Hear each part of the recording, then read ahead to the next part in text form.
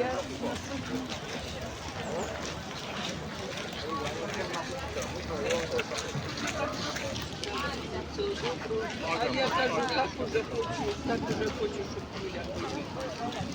జనాలందరూ కూడా దీన్ని చూడడానికే వస్తున్నారు. అందరూ కొన్ని వేల మంది జనాలు. ఈ జనాలందరూ ప్రతిరోజు ఐఫిల్ టవర్ని చూడటానికి వస్తున్నారు. నిజంగా ఇది ఈ కట్టడాన్ని నేనైతే ఒక అద్భుతం అని అంటాను. ఎందుకంటే నాకు తెలిసి ఇదంతా ఇనప ముక్కలతో తయారు చేసింది కాబట్టి. I know about the value of iron. నన్ను కానీ చేయమనిస్తే ట్రై చేస్తాను చేయడానికి.